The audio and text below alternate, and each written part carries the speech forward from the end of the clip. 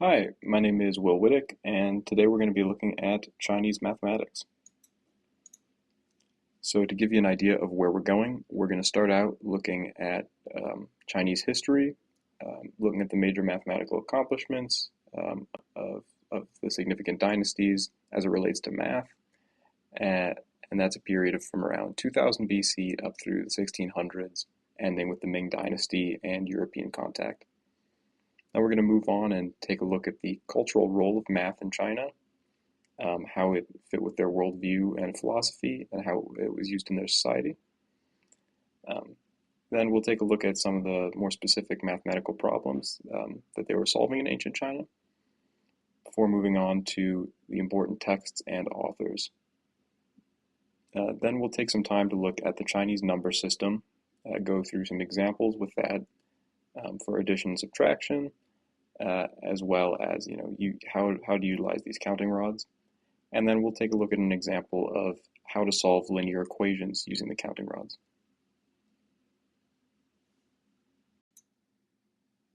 So as you can see from this timeline, there is an incredibly long and rich history and numerous dynasties throughout the history of China, going back, like I said, to about 2000 BC with the Xia kingdom.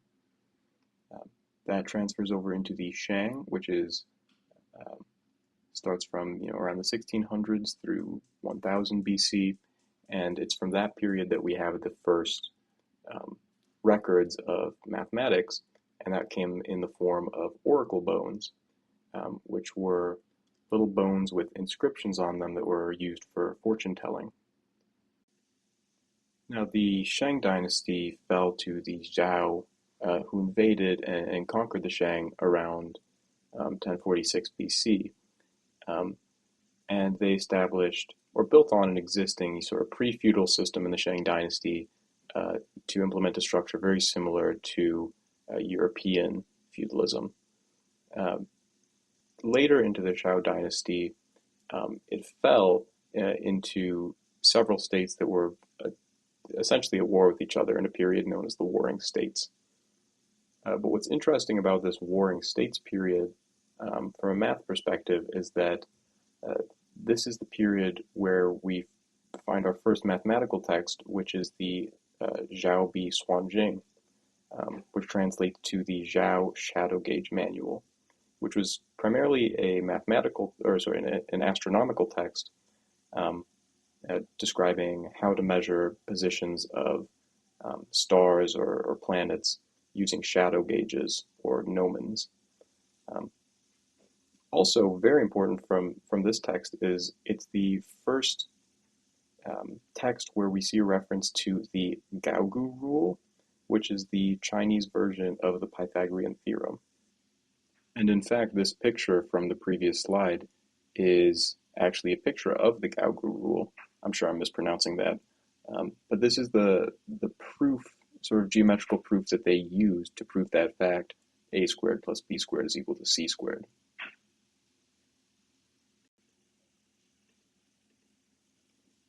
The end of the Warring States period then was brought about by the reunification of China under the Qin dynasty. So this period wasn't particularly important for mathematics, but this is a period when the Great Walls were rebuilt, um, and the terracotta soldiers were built during this period, and um, the emperor who reunified China under this dynasty was Shi Huangdi, and one of his commands was to burn all previous books as an effort of modernizing education. Um, but of course, destroying knowledge sort of just really sets you back in every aspect. Uh, After the fall of the Qin dynasty, we come to the Han dynasty, and in this period, there was a lot of scholarly effort at just sort of trying to reverse the work that had been done by burning all these books. So um, people spent time transcribing books and scientific books and mathematical texts, um, and then searching, trying to find any books that had escaped destruction. And then later on in this period, and it's unclear exactly when this text was written, so some sources say as early as 1000 BC, but more realistically, it's likely between 200 BC and 50 AD. But we see the emergence of the 9 chapters on mathematical arts, which is really commonly compared to Euclid's Elements um, for the Chinese mathematics. We'll get into it later, but it's a wonderful foundational text in mathematics that was used, just like Euclid's Elements, for thousands of years as a mathematical textbook. And it's also in this time that we see the development of paper, which allows for the extensive um, writing and collecting and disseminating of knowledge among all sorts of scientific disciplines, um, mathematics included. And this helped to rebuild the from the destroyed works during the Qin dynasty. And then also in this Han period, we see uh, the development of a bureaucracy in government and sort of the start to exams to qualify people for civil service. Although it won't be until the Sui dynasty that the first official imperial exams take place. And those are exams that are vetting and approving people for civil service in China and for powerful positions in the government. The Sui dynasty was then followed by the Tang, and this was a period of immense cross-cultural influence. This was a period where um, China's boundaries had grown, and so it had much more interaction with the countries around it. It had influence from Arab cultures, Korean, Japanese, Indian, including likely mathematics from the Kerala school. And this is also a period of major technological innovation, including gunpowder as well as printing, which further, when combined with paper created from the Han Dynasty, uh, much further allowed for the dissemination of mathematical knowledge. The Tang Dynasty was followed by the brief 5 dynasties and 10 kingdoms period for the unification of China under the Song Dynasty, under which some of the greatest mathematical works came, and this period brought Chinese algebra to levels that really wouldn't be achieved in Europe for another 200 years. We also see um, Pascal's triangle appearing 300 years before Pascal. We see quadratic equations with negative coefficients. Um, there are works on indeterminate analysis, um, solving equations of any number of degrees, and really just extremely advanced for its time mathematical knowledge coming from this period. This period of the Song dynasty and their immense mathematical advance unfortunately slowed with the Yuan dynasty and the rise to power of Kublai Khan. But it's in the Ming dynasty that we see a lot of contact between China and Europe and cross-pollination of ideas. I think in particular from China to Europe, and where we see, printing and paper move from China into Europe, and where their mathematics start to merge. Now, I've skipped over, several dynasties and kingdoms in this slide, but the key takeaway that I really want to drive home here is that mathematics in China really developed at a very similar rate or faster rate to mathematics in Mediterranean, Islamic and Arab worlds, and in like India and the Kerala school, and that there was truly some really advanced Chinese mathematics going on as early as 0 AD up through the medieval period. So now turning to look at the cultural role of math in China, and of course of this, like we just saw, we're looking at a history of 3,500 years. Of course, the cultural role of math has changed over that time, but these are some traditions that we see in various periods. Um, So in particular, of course, just like in any of the ancient cultures we've studied, math played a huge practical role in land measurement, especially for taxation. Um, and in this respect, they were dealing with geometries, things like area of fields. Uh, we also saw it in government bureaucracy, like I mentioned with the Sui dynasty and the start of those imperial exams. Um, they really ran a meritocracy system. They would take, you know, anyone, no matter how noble their birth, as it were, um, they would allow them to, take these exams, allow them to study, and if you were good enough, you were allowed a position in the government. Math also had a philosophical element in China, and of course we see this in numerous cultures. Plato certainly with his idea of Platonic solids, and we see numerology in a number of cultures. But in China, they believed that math was, a way to understand the order of the universe, and each number had this symbolic meaning, or different numbers were associated with different, you know, cosmic elements or philosophical ideas. And of course, this ties into astronomy and then astrology and calendar making, as we see in so many cultures that math really has such a huge linking with astronomy.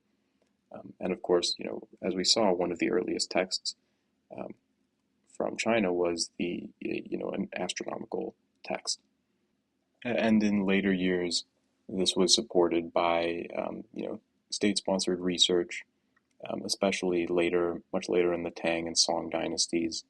Not only in mathematics, but also, of course, in astronomy, engineering, um, anything that was seen as advanced technology that was able to give China an advantage. And here we see an image of students rushing to find their exam results after taking an imperial exam.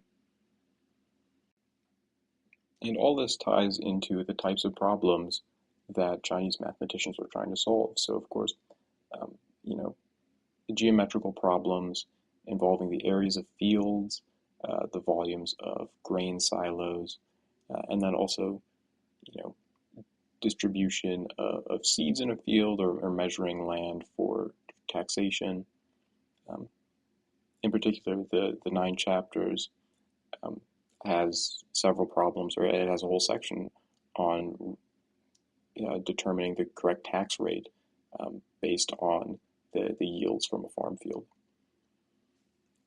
And of course, as like I said, the astronomy and mathematics is highly linked, and so the mathematics played a really crucial role in Chinese astronomy and in the prediction of eclipses and how they developed their calendar.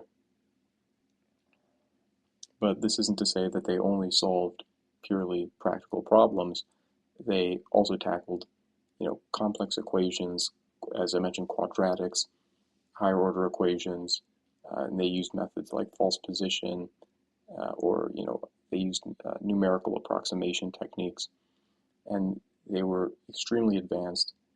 They were developing linear algebra and matrix solutions and Gaussian elimination, you know, far before this was developed in Europe.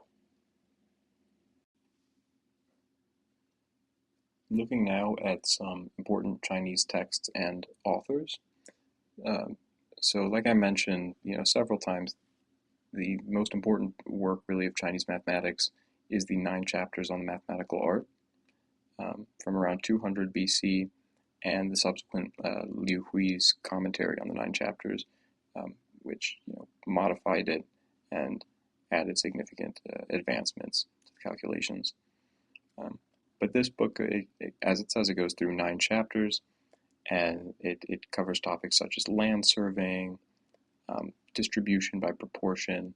There's some engineering problems in terms of how do we construct canals and ditches. Um, and it also deals with linear equations, um, as well as systems of linear equations. Um, and then it has a whole section on right-angled triangles, um, and the use of similar triangles. This uh, picture here from the previous slide is an example of using those from 9 chapters of using those similar triangles uh, to identify the size of an unknown field. Now, Liu Hui's commentary on the 9 chapters really, he wrote this several hundred years after the 9 chapters came out, but his contributions were primarily in geometry. Um, he approximated pi to, I think, 6 decimals, which is incredibly accurate. And he used sort of a method of exhaustion where he would continue to inscribe polygons into circles to approximate the area and the circumference. Around somewhere in 300 to 500 AD, we get the Sunzi Suanjing, and this introduced the Chinese remainder theorem, which, if you take an abstract algebra, you'll know that it's an incredibly powerful, system of finding solutions to modulo equations. But this, the Chinese remainder theorem is used today in areas like, cryptography, computer science. So the Chinese remainder theorem has had an immense impact on even society today. And shortly after that work lived Zhu Shangji, who calculated pi up to 7 decimals, which was incredibly accurate for the time. And he also completed works on the formula for the volume of a sphere, and he also expanded on solving cubic equations and extended an algorithm for finding cube roots. We also have Jia Jian, who is 500 years later, much later, during the Song Dynasty, and he worked on binomial theorem and binomial expansions, and sort of laid the groundwork for Pascal's triangle, and 300 years prior to Pascal being alive. And again, just sort of exemplifying the advancements of Chinese mathematics. So with all that background, let's take a little bit of a deeper dive into the Chinese number system, and specifically their use of counting rods. So the Chinese number system was highly advanced, like many aspects of Chinese mathematics, and they were using a decimal place value system, just like our modern notation. They also used negative numbers, which they indicated in their system as as black. The positive numbers were red. They used counting rods to carry out, standard arithmetic, addition, subtraction, multiplication, division, and they could use this to represent large numbers really efficiently. And their method of using these counting rods, they were physical rods that they would lay out on a board or on a grid, and it allowed them to really quickly perform calculations. And then this was, later transformed into the development of the abacus, which really followed the incredibly similar system to the counting rods, just in a slightly different format. And again, they were able to continue to create, really fast arithmetical calculations. And this was useful not only for just arithmetic, but also for solving linear equations, as we'll see. But to give a general idea here, they used dashes to represent 1 through 5, and then numbers after 5 would take on a horizontal dash, and then vertical strokes indicating subsequent numbers, and those were listed as the zongs. The hengs are the inverse. And so the way that they would do this is, you can see the ones have, the ones are primarily vertical, and then a 5 is indicated by a horizontal, and that's a zong. The tens then switch. So in the tens, now this is 2 hengs. Here is 3 hengs and one zong. and this indicates 8 here. So whereas 8, if this was in the ones position, this would look like 1 horizontal line, 3 vertical. Since it's in the tens position, it takes on 3 horizontal lines and 1 vertical. And these switch back and forth, and this allows you to do things like carrying, or if you're doing a division or subtraction that requires you to pull from the hundreds into the tens place, you can really easily swap out one of these horizontal lines for additional vertical, or one horizontal line for additional horizontal lines in the subsequent place. And I'm going to jump over to a GeoGebra app now to get sort of a hands-on look at some of the calculations using these counting rods. So we are moved over to GeoGebra now, and this is a web app that lets us use a virtual counting board and counting rods. And you'll have to excuse the slightly janky setup here. I've just got a screenshot window for reference of the numerals set up here. But you can see here they use this in place values. So this would be your ones column, your tens column, hundreds, thousands, 10,000s, and that could continue infinitely as long as you had space.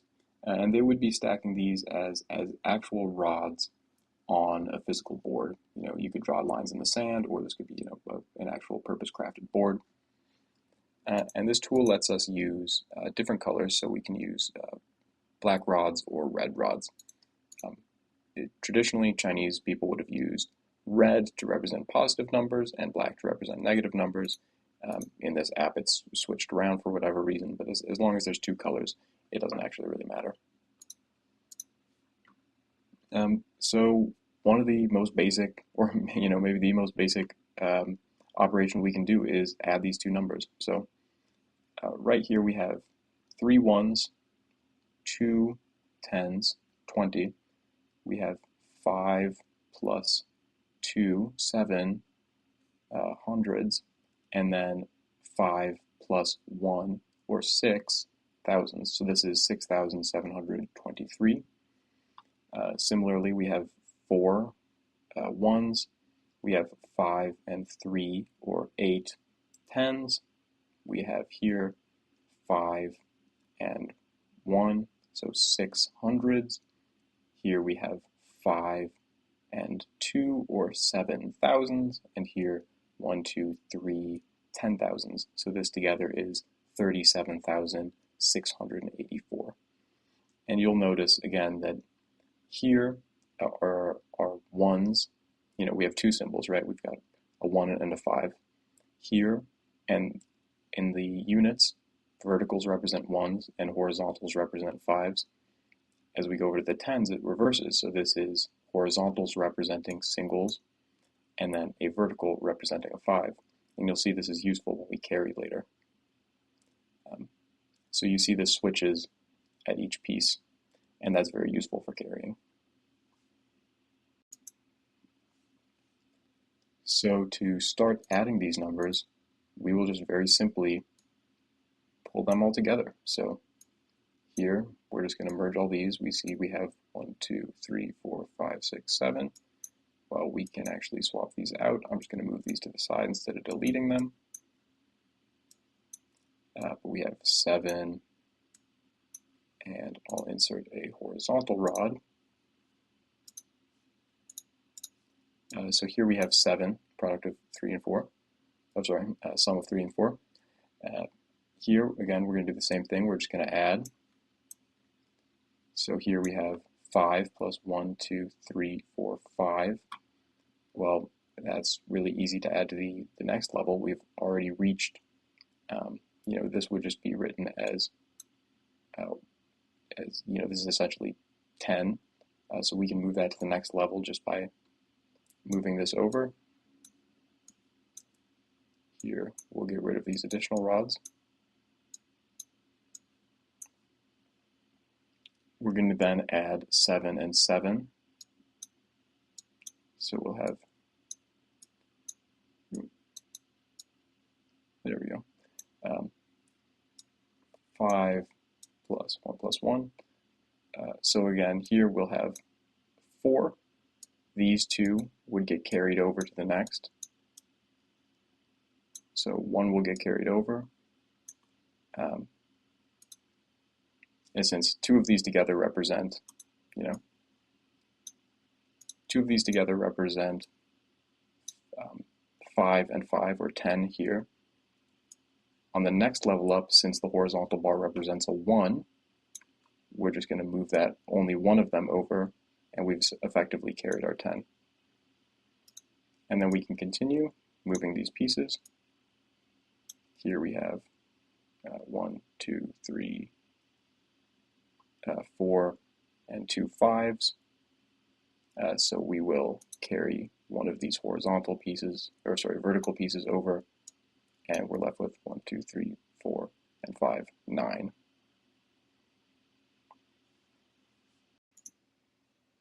Oh, and I just realized I forgot to, when I carried 1 over, I forgot we need to remove one of these. But this gets us to our final answer of 44,407. Now, if you're on a grid like this, this spot can just remain empty and the place value is understood to be missing. But in certain occasions, if you're not using an actual counting board, what Chinese mathematicians would do is they would go ahead and just put a circle here. And that would just represent that there's nothing. It's very shockingly similar to our modern zero notation. So watching this video back before uploading, I realized that the audio on this clip completely cut out. But what I've got set up here is a subtraction problem. So these red numbers, or these red marks, are symbolizing a negative number, and the black are signifying a positive number. So we're going to be subtracting the red number from the black number. So the way that we do this is by making pairs. We simply pair up each piece, or each symbol to be subtracted, with the corresponding piece in the next row. So there we've just subtracted 6 from 7 to get 1. Here, we're trying to subtract 7 from 4, but obviously that doesn't work. We're going to overshoot. We're going to get another negative number, but we can solve this by simply carrying this symbol over. We're going to carry effectively a 10 over, and that's going to convert into 2 5s. I had to stop and think about this for a second, but so this will become 10, which is 5 plus 1, 2, need some more of these, 3, 4, 5, kind of going off the board here, but that's fine because they're going to get removed anyways, so we're now going to pair these up. We can pair this up with the vertical line, and now we have 1, 2, 3, 4, 5, 6, 7. And since we're in this place, we can replace this with 1 vertical line and 2 horizontal. We're going to need to do the same thing here. So this is representing 8, 5, and 3. It's greater than our 3 here. So we need to bring over this. So we're going to get 5 and 1, 2, 3, 4, 5. This is pretty slow as I'm doing it on the monitor here, but you can imagine in reality, if you're using physical rods, it's actually really quick to just drop five of them on the board, or to rotate from a higher place value to a lower place value. But then again, we're just going to pair them up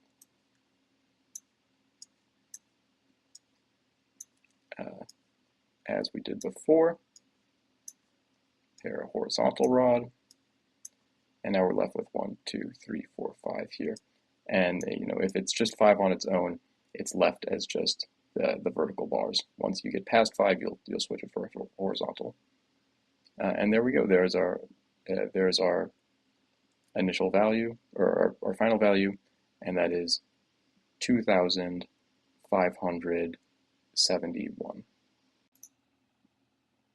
And I realized that I actually forgot to declare our initial values here, but if you go back and look at the recording, you'll see that it was 3,447 minus 876.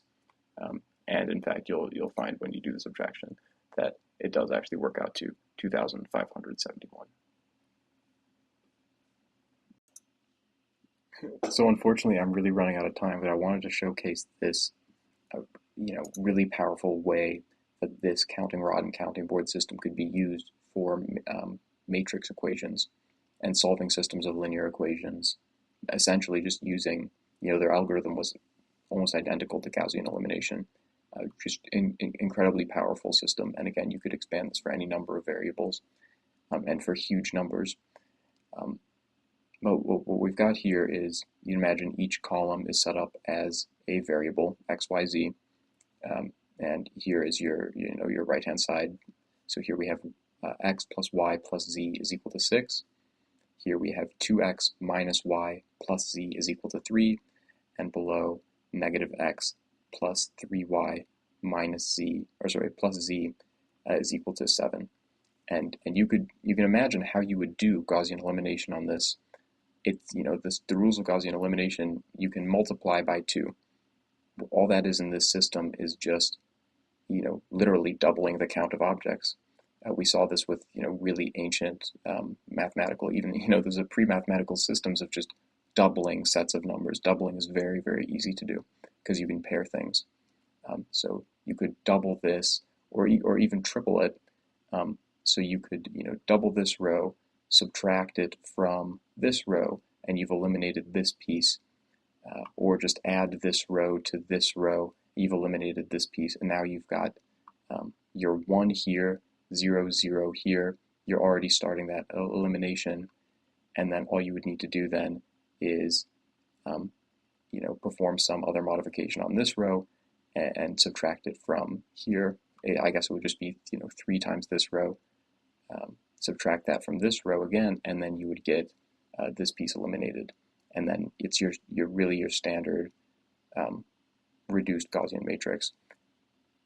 Fascinating. This was so ahead of its time and such a powerful system for solving these equations. Thank you so much for watching this. I know this video kind of ended up on the longer side, but I just found Chinese math and the ways that they were so advanced just really fascinating.